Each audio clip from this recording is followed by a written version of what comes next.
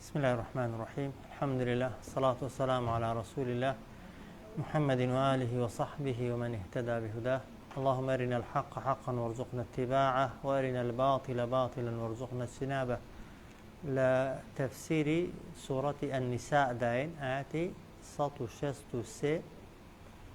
دواي خوێندنەوەی ئاياتەکان تفسير ئاياتەکان دەکەین. أعوذ بالله من الشيطان الرجيم. إنا أوحينا إليك كما أوحينا إلى نوح والنبيين من بعده وأوحينا إلى إبراهيم وإسماعيل وإسحاق ويعقوب والأسباط وعيسى وأيوب ويونس وهارون وسليمان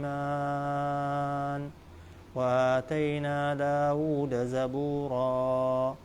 ورسلا قد قصصناهم عليك من قبل ورسلا لم نقصصهم عليك وكلم الله موسى تكليما رسلا مبشرين ومنذرين لئلا يكون للناس على الله حجة بعد الرسل وكان الله عزيزا حكيما لكن الله يشهد بما أنزل إليك أنزله بعلمه والملائكة يشهدون وكفى بالله شهيدا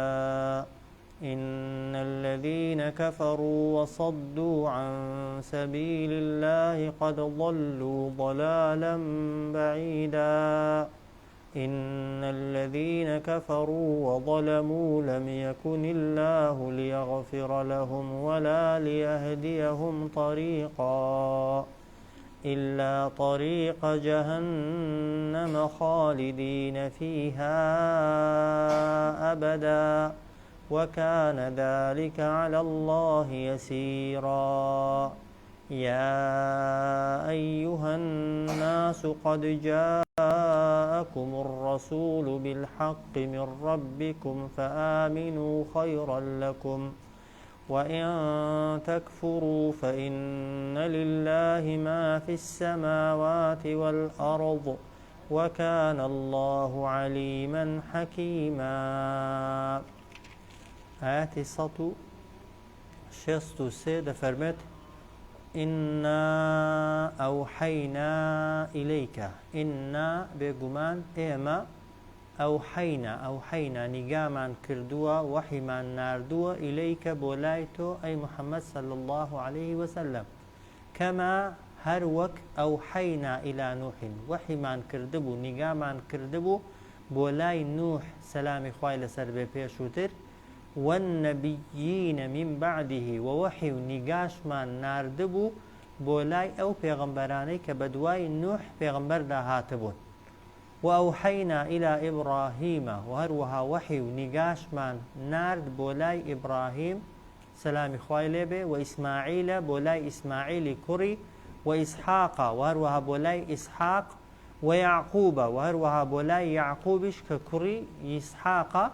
والأسباط وبولاي وتون وكان يعقوب پیغمبرش اواني برسالك دسنو سر يعقوب وعيسى وهروها وحي ونقام النار بولاي عيسى كري مريم وأيوب وهروها بولاي أيوب ويونس بولاي يونس پیغمبر وهارون وسليمان وهروها وحي ونقاش مع النار بولاي هاروني براي موسى پیغمبر وهروها بولاي سليمان كري داود وآتينا داود زبورا وهروها بخشي بوشمان بداود سلام إخوائي لسر همو پیغمبران به كتابي زبور زبور ككتابي شي آسماني بوا ابن عباس ده فرمي 150 سورة بوا بلام زورتر آموشگاري و ذكر و يادي خواهي پروردگار بوا كمتر أحكام و ياساي تێدا بوو نایەتەکە زۆر واضحە باسی ئەوە دەکا کە خوای گەورە وحی بۆ پێغەمبەری ئێمە ناردووە و پێغەمبەری ئێمە محەممەد صلی الله عليه وسلم بە وحی بووە بە پێغەمبەر بەس بۆ پێش هەمووان باسی دەکا خۆ دوای هەمووان هاتووە لەبەر ئەوەی کە پێغەمبەری ئێمە صلی الله عليه وسلم لە هەموو پێغەمبەرەکان گەورەترە و هەروەها دینەکەشی بەتاڵکەرەوە و ڕەشکەرەوەی دینەکانی دیکەیە و هەروەها هەموو پێغەمبەرانی دیکە هەر یەکەیان بۆ ئاوەدانیەک یا چەند ئاوەدانیەک هاتوون پێغەمبەری ئێمە بۆ هەموو جیهان هاتبوو و هەروەها هەر پێغەمبەرەی بۆ زمانێکی دیاریکراو هاتبوو پێشتر بەڵام پێغەمبەری ئێمە سەلامی خوای لەسەر بێت تا قیامەت تەمان پێغەمبەرە و هەر دەبێ ئاینەکەی ئەویش پێڕەو بکرێت ئینا ئەوحەینا ئیلەیکە بێگومان ئێمە وحی و نیگامان کرد بۆ لای تۆ ئەی محەممەد صلی الله عليه وسلم کەما ئەوحەینا ئیلا نوح هەر وەکو چۆن وحی و نیگامان کردبوو بۆ لای نوح پێغەمبەر جا بەشێ دەست پێ دەکا بە محەممەد صلی الله عليه وسلم کە کۆتا پێغەمبەرە دوای باسی نوح دەکا کە زۆرێک لە مفەسرین دەفەرمون نوح یەکەم پێغەمبەر بووە دوای ئادەم سەلامی خوای لەسەر بێ هەتا نوح هیچ پێغەمبەرێکی دیکە نەهاتوون لەبەر چی لەبەرەوەی لەو ماوەیە کە ئادەم ژیاوە هەتا سەردەمی نوح هەتا قەومی نوح بتپەرستی نەبووە تەڵەن گوناهی گەورە و کەبائیر نەبوون وەک دەڵێ هەمویان لەسەر ئەو شەریعەتە ڕۆیشتون کە بۆ ئادەم پێغەمبەر سەلامی خوای لەسەر بێ هاتۆتە خوارێ وێ دەفەرمێت ئێمە وحی و نیگامان کرد بۆ لای تۆ هەر وەک چۆن وحی و نیگاشمان کردبوو بۆ لای نوح سەلامی خوای لەسەر بێ و هەروەها پێغەمبەرانیش کە بە دوای نوح داهاتن و ئەوحەینا ئیلا ئیبراهیمە و وحی و نیگاشمان کرد بۆ لای ئیبراهیم ئیسماعیل ئیسحاق یعقوب ئەسباط ناونیە یعنی نەوە و وەچەکانی یعقوب پێغەمبەر سەلامی خوای لەسەر بێ کە ئەوانەی بەنو ئیسرائیلین پێغەمبەرەکان و بەنو ئیسرائیلی بەڕەسەڵک دەستنەوە سەر یعقوب پێغەمبەری و عیسا و ئەیوبە و هەروەها وحی و نیگامان کرد بۆ لای عیساش بۆ ئەیوبیش بۆ یونس پێغەمبەریش و هەروەها بۆ هاڕون و سلەیمانیش و ئاتەینا داوودە زەبوورە بەخشی بوومان ئێمە بە داود سەلامی خوای لەسەر بێ کتێبی زەبور کە زەبور وەکو گوتم زۆرتر ذیکر و یادی خوای گەورە بووە و یەکێک لە موعجیزەکانی داود پێغەمبەریش ئەوە بووە کە هەر کاتێک زەبوری خوێندۆتەوە تەمەن دار و بەرد لەگەڵی زەبوریان گوتۆتەوە زەبوریان دووبارە کردوتەوە نەک هەر تەمان داودیش دەنگەکەی بیستووە تەمان هەموو خەڵکی گوێیان لە قسەکردنی دار و بەرد و ذیکر و ویردەکان بووە کە لەگەڵ داود پێغەمبەردا جا داود تەمان هەم دەنگی خۆش بووە و بە ئاوازی داود پێغەمبەری باڵندە و تەیرەکان هەتا دار و بەردەکانیش زەبوریان لەگەڵ گوتۆتەوە وەڕوسولەن و چەندان پێغەمبەری دیکەشمان ناردوون و وحیمان بۆ کردوون کە قەد قەسەسناهم عەلەیکە من قەبل کە بەسەرهات و سەرگوزشتە و ڕووداوەکانی ژیانیانمان جێڕاوەتەوە بەسەر تۆدا پێشتر وەڕوسولە لەم نەقسوسهم عەلەیک چەندان پێغەمبەری دیکەشمان ناردوون کە بەسەرهات و ڕووداوەکەیمان بۆ تۆ باز نەکردووە تەمەن لە قورئانەدا چەند پێغەمبەر ناویان هاتووە 125 پێغەمبەر تەمەن ناویان هاتووە تەنها 125 بەڵام لە حەدیثی پێغەمبەردا هاتووە صلی الله عليه وسلم کە 124,000 پێغەمبەر هاتووە 124,000 پێغەمبەر تەمەن لەو 124,000 پێغەمبەرەی تەنها 25 دانیان ناویان هاتووە ئەوانەشی کە ناویان هاتووە تەمەن بەسەر هاتەکانیان هەموو باز نەکراوە تەنها ئەو مەشهەدانەی کە پێویستن بۆ ئومەتی پێغەمبەر صلی الله عليه وسلم تەماشایکەن و چاوی لێ بکەن وەکو پێشەنگ و هاندان و تەشجیع بوون یان وەکو بەراوردکاری لە بینی ژیانی پێغەمبەری ئێمە و پێغەمبەرانی دیکەدا شوێن کەوتوانی پێغەمبەرانی دیکە و پێغەمبەری ئێمەدا دەنا بەسەرهاتی دوور و درێژ و تەفاسیل تەنها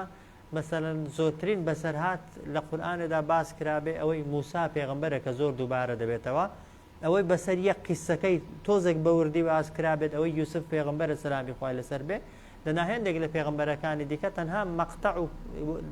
وەک دەڵێ بەشێکی کەم لە ژیانیان لەگەڵ ئومەتەکانیاندا خوای گەورە باسی کردووە بەس بۆ دەرز لێوەرگرتن وێ دەفەرمێت وەڕوسولەن ئێمە چەندان پێغەمبەرمان وحی بۆ کردبوو کە قەد قەسەسناهم عەلەیکە من قەبل کە گێڕاومەتەوە بەسەرتدا دەنگ و باس و چیرۆکەکانیان پێشتر وەڕوسولەن لەم نەقسوسهم عەلەیکە چەندان پێغەمبەری دیکەشمان ناردوون و وەحیمان بۆ کردوون کە بەسەرهات و ڕووداوەکەیانمان بۆ تۆ باز نەکردوون ئەوجا دەفەرمێت وەکەلەمە الله موسا تەکلیمە خوای گەورە قسەی لەگەڵ موسادا کرد بە تەکلیم یعنی بە قسەکردنێکی ڕاستەقینە و حەقیقی وایە تەوان خوا قسە دەکا یان ناکا بێگومان قسە دەکا بەس چۆن قسە دەکا وەکو ئێمە بێگومان نا قسەکردنێک کە تایبەتە بە خوای گەورە لە دنیادا قسەی کردووە خوایانەی کردووە بێگومان کردوویەتی بەڵام موسا خوای دیوە یان نەیدیوە نەیدیوە تەوان لە پشت پەردەوە قسەی لەگەڵ کردووە بەڵام بە دەنگی خوای پەروەردیگاری بیستوە جەلە جەلالوهو بەبێ جیبریل بەبێ وەحی تەمەن خوای گەورە ڕاستەوخۆ قسەی لەگەڵ موسا پێغەمبەردا کردووە پێغەمبەرانی دیکە خوا قسەی لەگەڵ کردوون بەهۆی جیبریلەوە وەحی بۆ ناردوون بۆیەژە ها ئەوەی موسای بەجیا باز کراوە پێشتر باسی وەحی دەکات دەفەرمێت وەحیمان بۆ ئەو پێغەمبەرانە نارد بە پێغەمبەری خۆشمانەوە چێ وەحی بۆ هێناوە جیبریل بەڵام موسا سەلامی خوای لەسەر بێت ڕاستەوخۆ خوای گەورە قسەی لەگەڵدا کردووە وەحی لە خوای پەروەردیگارە و فەرمان و ئەمری لە خوای گەورە وەرگرتووە وەکەلەمە الله موسا قسەی کرد خوا لەگەڵ موسادا بە قسەکردنێکی حەقیقی و ڕاستەقینەی ئەوە لە دنیاە بەڵام لە قیامەتێ تەمان هەموو کەسێکی ئیماندار خوا دەبینێت و قسەشی لەگەڵ دەکا ڕوسولەن ئەوانە کۆمەڵێک پێغەمبەر بوون ئیشیان چی بۆ پێغەمبەران مبەشیرین مژدەیان داوە و منذیرین ترسێنەریش بوون تەبەن هەرچی شوێن کەوتەی پێغەمبەرانیشە دەبێ ئەو دوو سیفەتەی تێدا بن ها مژدە بدەی یەکەم جار ها ئیشی پێغەمبەران سەلامی خوایان لەسەر بێ یەکەم جار بە خەڵکیان گوتووە خەڵکینە ئەگەر خوا بەتەنێ بپەرستن ئەگەر شوێن فەرمانەکانی خواکەون ئەگەر بە قسەی ئێمە بکەن ئەگەر دینی خوا جێبەجێکەن لە بەرامبەردا خوای گەورە کوێتان پێدەدا بەهەشتان پێدەدا ڕزگارتان دەکات لە تنگانە لە ناڕەحاتی تووشی خەمتان ناکە خەفەتتان ناکە لە ناوتان نابا بەڵاو موسیبەتی دنیاییتان بەسەردانانێرێ ئەو جار ئەگەر هەر بە قسەیان نەکردبن ئەو جار خاتریان نەگرتوون تەوان باسی جەهەنەمیشیان بۆ کردوون گوتویان ئەگەر خوا نەپەرستی ئەگەر شەریک بۆ خوا بڕیار بدەیت ئەگەر مخالفەی ئەمری پێغەمبەرەکەت بکەیت ئەگەر لە ئەمری خوا دەرچی خوای گەورە چۆن بەهەشتی هەیە بۆ ئیمانداران دۆزەخیشی هەیە بۆ کەسە تاوانبار و خراپەکارەکان بۆیە هەڵەیە ها هەردوو قاعیدەکە ئینسان عادەتی وابێ بەس باسی بەهەشتێ بکە بەڵێ یەکەم جار باسی بەهەشتێ دەبێ بکەیت بەڵام لەگەڵ بەهەشتیشدا دەبێ باسی جەهەنەم و سزاشکەی چونکە سەیری قورئان کەین لە کەم شوێن هەیە بەتەنێ بەس باسی بەهەشتێ بێ یان بەس باسی جەهەنەمێ بێ بەڵام بە زۆری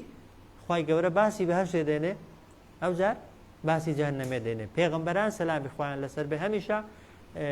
هاندان و تەشجیعکردن و تەماع خستنە بەریان خستۆتە پێش ترساندنێ بۆیە دەفەرمێت ڕوسولەن ئەوانە کۆمەڵێک پێغەمبەر بوون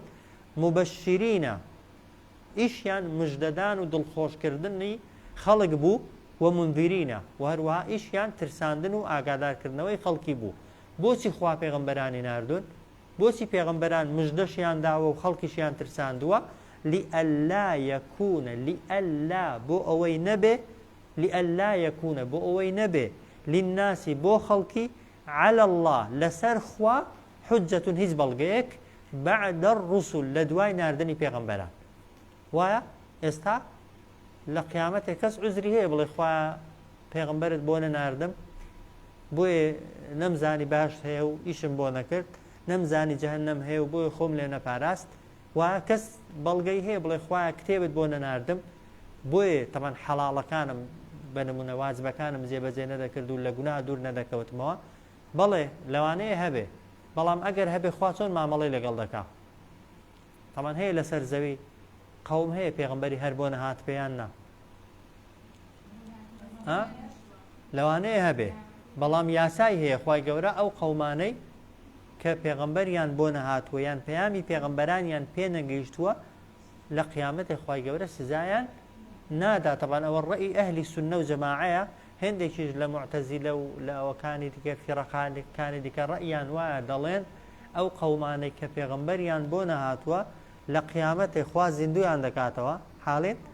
لە شوێنێک پێغەمبەرێکیان بۆ دەنێرێ وەکو ئیمتیحان و تاقیکردنەوە ئەو پێغەمبەرە دینی خۆیان پێدەگەیەنێ لەوێ چێ وەڵامی بانگەوازی پێغەمبەرانی دایەوە دەیباتە باشتێ چێژ وەڵامی بانگەوازی پێغەمبەرانی نەدایەوە دەیخاتە دۆزەخێ بەڵام ئەو قسەی بە قووەت نییە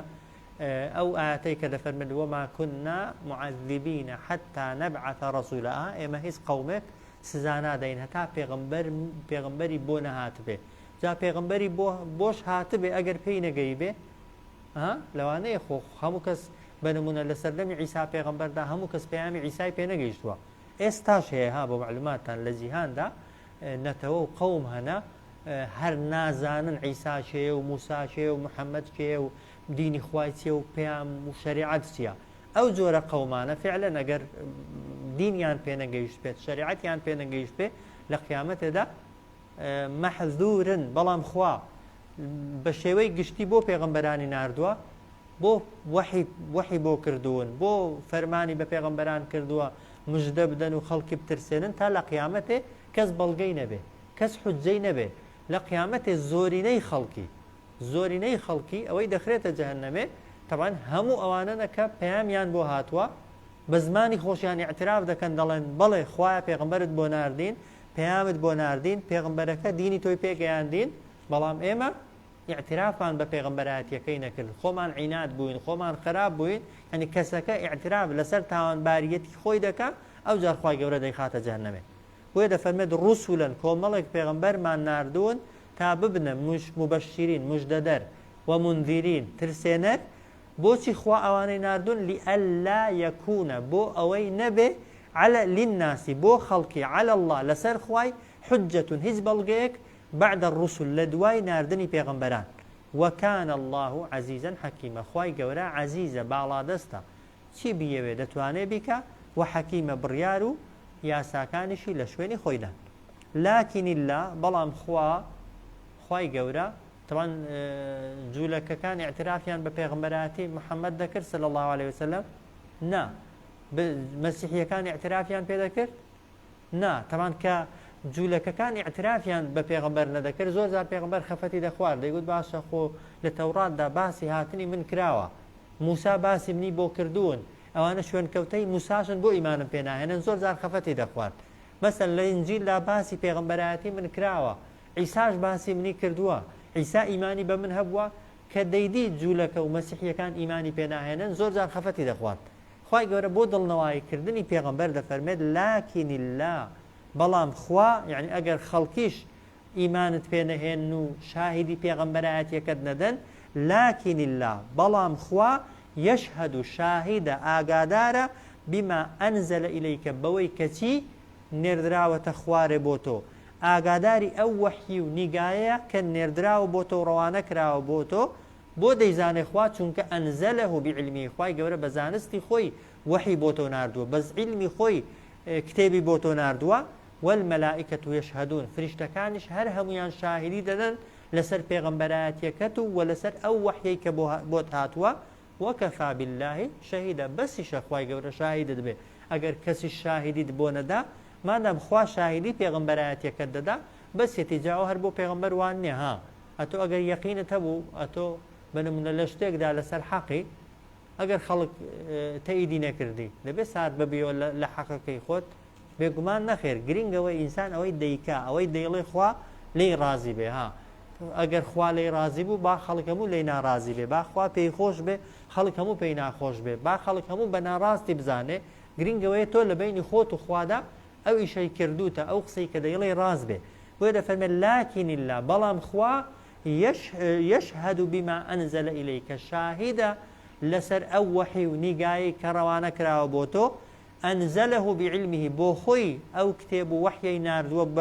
بزانستي خوي بوتو والملائكة يشهدون فريشتا كانش هرهم يان شاهدا لسر پیغمبرات يكت وكفى بالله شهيدا بس شا خوي قورا شاهدو آقادار بي بسرتوا إن الذين كفروا بيقمان أوانيك بباوربون أويك وصدوا عن سبيل الله ريقريان كرت لەوەی کە خەڵک بێتە ناو دینی خواوە نیان هێشت خەڵک بێتە ناو دینی خواوە و خەڵک بێتە مسلمان قەد ضەلوا بێگومان ئەو کەسانە گومڕا و سەر لێ شێواو بوون بە ضەلالەن بەعیدە بە گومڕابوونێکی زۆر دوور لە ڕاستی. جاری وایە کەسەکە بەس بۆ خۆی کافرە تەمەن خراپە وایە، بەڵام ئەگەر نەهێڵی خەڵکیش ببێتە مسلمان ببێ هۆکاری خەڵک کافرکردنیش یان بچی حەڵقەلە و بربەست دروستکەی لە ڕێی خەڵکی تا ئیمان بەخوا و بە دینی خوا نەهێنن ئەو کاتی گوناهاکەت تاوانەکەت دەبێتە دوو تاوان وایە تاوانی کافریەتی خۆت و ئەو کەسەش کە بەهۆیتەوە ئیسلامی پێناگات و دینی پێناگا. ئین الذین کەفەڕوا بێگومان ئەوانەی کە بێباوەڕن